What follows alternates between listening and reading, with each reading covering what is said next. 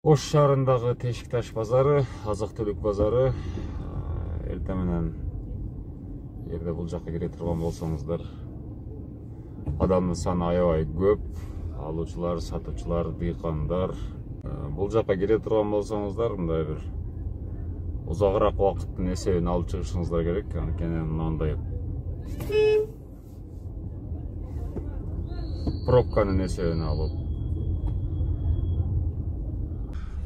Бул базардын мурунку Тешикташ базарынын азыркы дыйкан базарга көчүрүлгөнүн дагы бир жакшы жери, жаңы жерге которулган жакшы жери.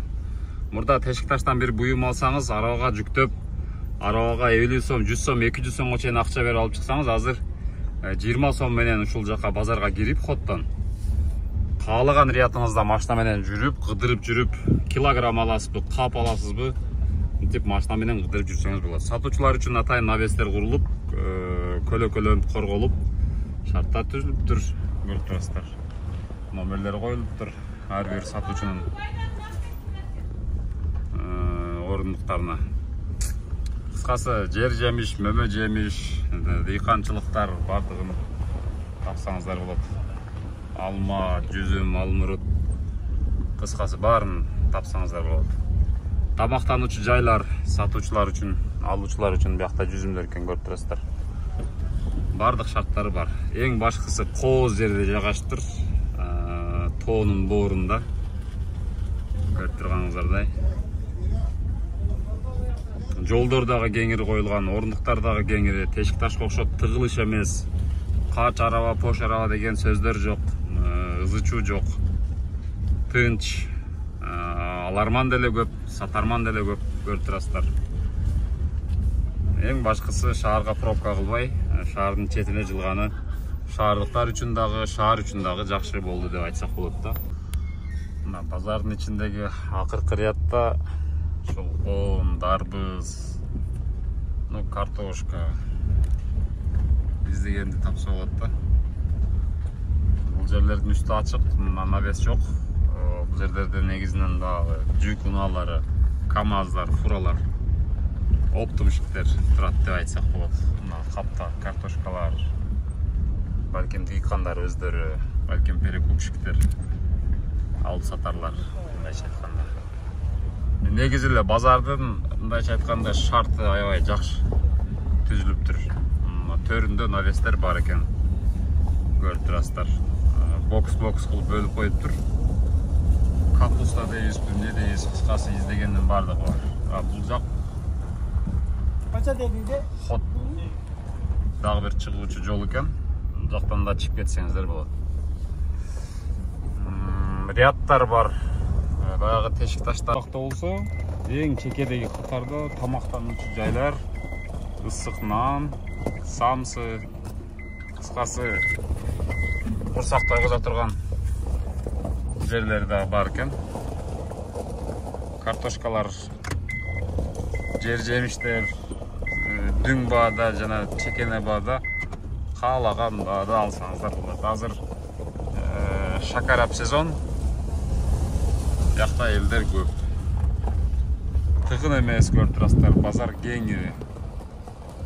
Каласаңыз кау менен, каласаңыз пакеттерге салып койгон, 500 сомдук, 600 сомдук.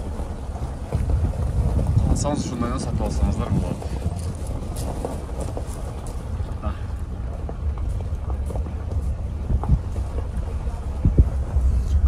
Бул базардын негизги кире бериш жолу, көрүп турганыңыздардай, Кыргызстан айылы деген арканын алдынан, ал жактан киргенде оң жака бурулуп киресиздер. Чыкканда мына ушул базардан чыгасыздар. Базардан чыгып эле тоо тарапка карап кичине жүрсөңүздөр, Ош арабанын жолунан чыгасыздар.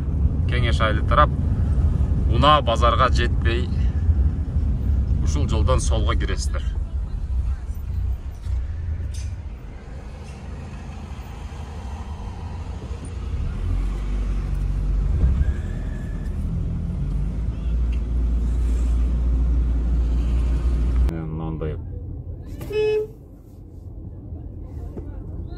Пробканын эсебин алып,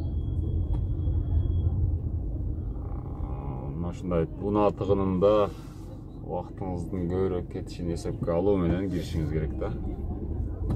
Анткени кирип эле чыга калам деп киргем мен дагы, бирок дээрлик 10-15 мүнөттөн бери эми гана пробкадан чыгып атабыз. Урматтуу биздин көрүүчүлөр, сиздер бул видеодо Нурдагы Тешикташ деп аталган мөмө жемиш базары менен азыркы жаңы ачылган шаардын сыртына чыгарылган мөмө жемиш базарын көрдүңүздөр. Мен атайын мурунку жана азыркы видеону аралаштырып көрсөттүм сиздерге. Айырмачылыктарды байкасаңыздар болот. Мурда алуучу сатуучу үчүн шарттар жок, тыгын, эл аябай көп жайгашкан, эл көп кирген базар болсо, арабалар, унаалар, соодагерлер жолго коюп алып саткандар, кап менен, коробка менен тургандар. Ошол эле учурда Ленин көчөсүндөгү жол тыгынындагы эң негизги себепчиси ошол Тешикташ мөмө жемиш базары болгон. Азыркы жаңы ошол шаардын четине жылдырылган базар эч кимге, мындайча айтканда, жолтоо болбойт. Жол тыгынын жаратпайт. Мен видеодо көрсөткөндөй, араба тачка заказ кылып отурбай, унааңыз менен ар бир катарга өзүңүз жүрүп каалаганыңызды алып чыгып кетсеңиз болот. Бардык шарттары бар.